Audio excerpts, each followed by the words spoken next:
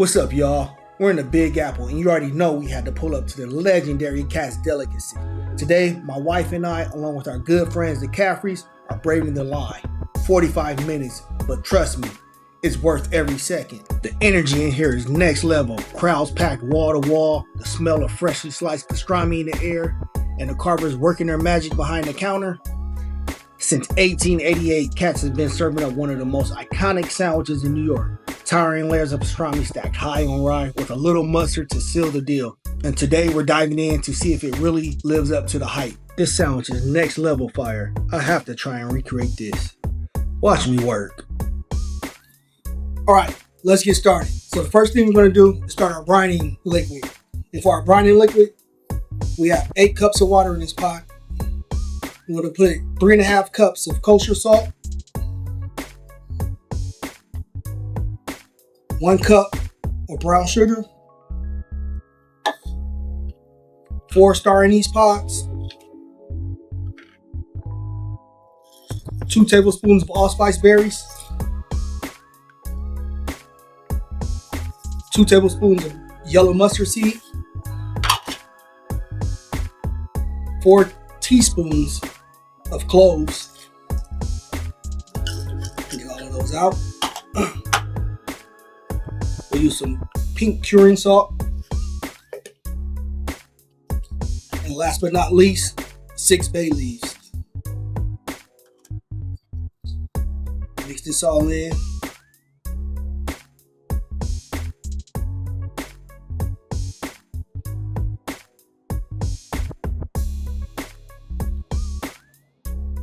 We'll let it come to a boil. Oh, I forgot the cinnamon stick too.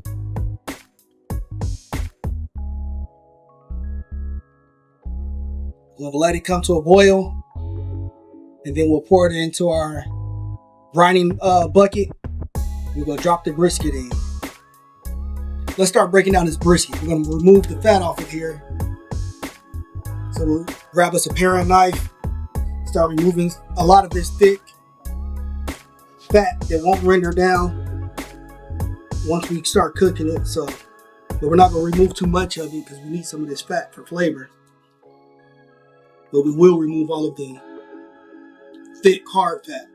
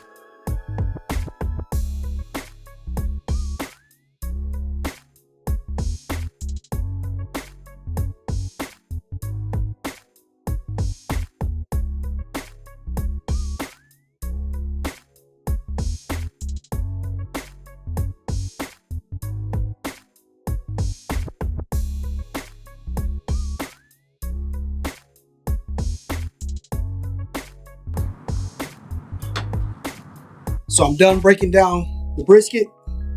Removed a lot of fat from it. Next step is to drop it in the brining liquid. So I'll grab the brining liquid in my brining bucket, and we'll get to that step next. My brining liquid is ready, so I'll pour it inside of my brining bucket.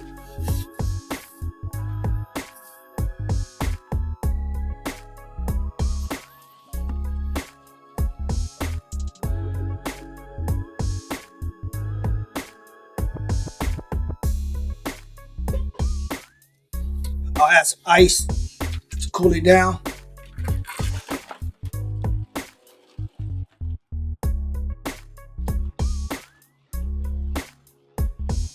Now I'm going to add the brisket to the brining liquid.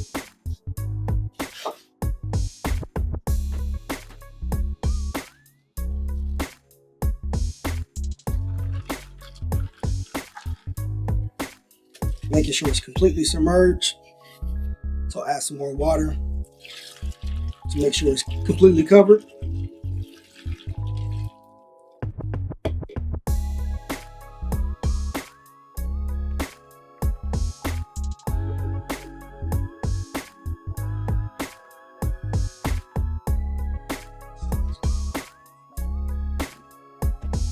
lid on, and I'll see you guys in 7 to 10 days. That's how long I'm gonna let it brine.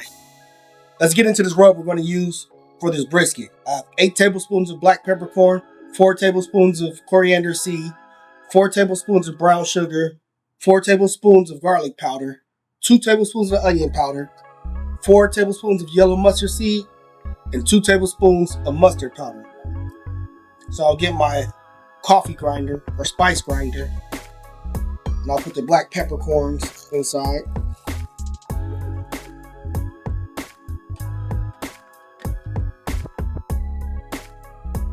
Get them a little mixing.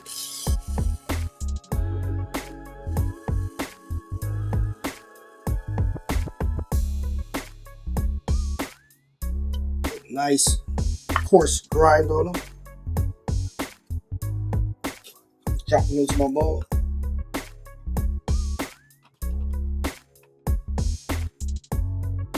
Do the same thing with my coriander seeds.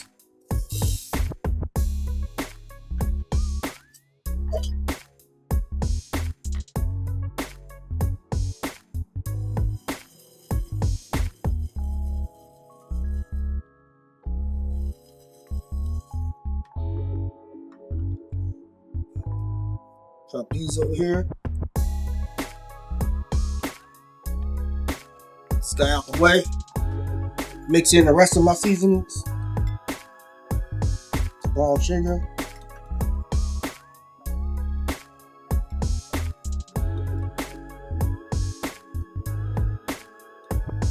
The garlic powder.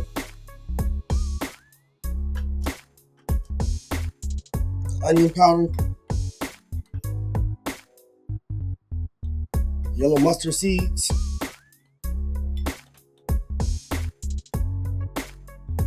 And the mustard powder.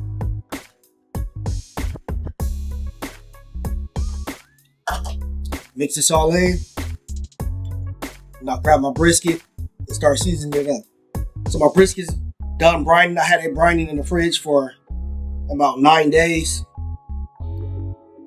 It's in my drips seasoning and marinating tub. So I'll hit it with the rub that I just made.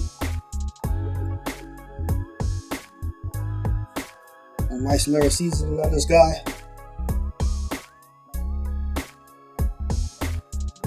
I like this tub because it makes sure your seasoning don't get all over your work area. Found it on Instagram in the ad. So I'll flip it over. Lift it back up.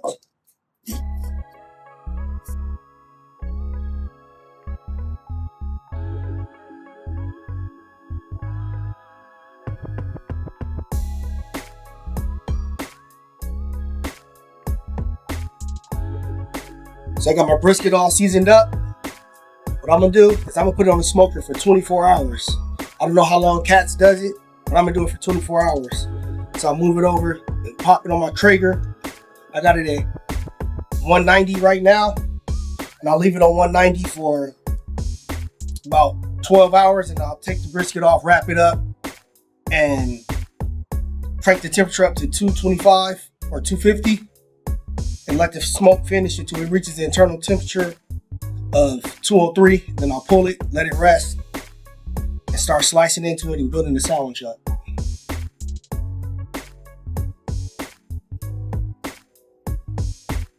So I set it right in the middle of the smoker, shut it, and we'll check on this thing in 24 hours.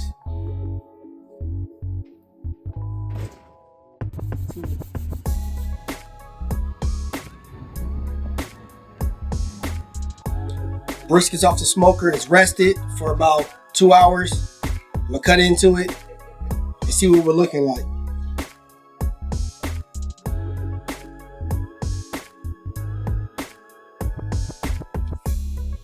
Butter, yes sir.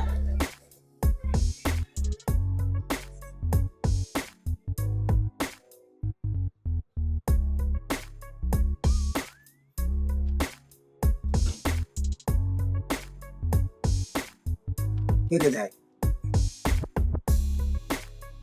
Nice and fatty. Marbleization. I think it's perfect.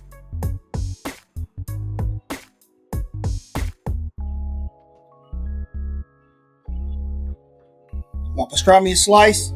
Now it's time to start constructing my sandwich. I'll be using rye bread, just as they use as Katz. I have a little bit of deli mustard. They only put it on the top bun, so I'm gonna say.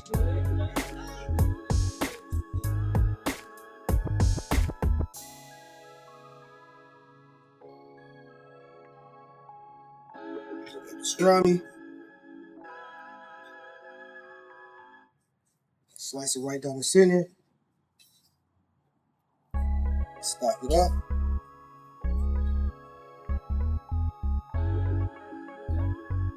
Get on the sandwich. My Swiss cheese.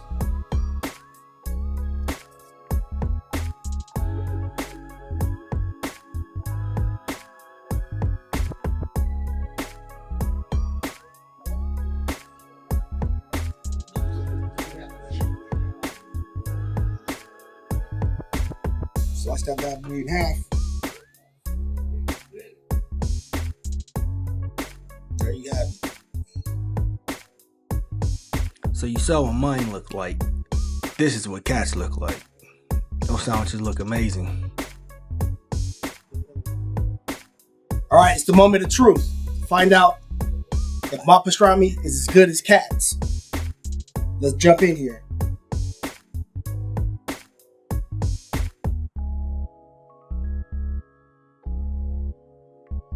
Super tender, flavorful. Man, this is good. Real good. But based on what I had in Katz, I like Katz better. I can't get to New York all the time, so I'm gonna have to do with this.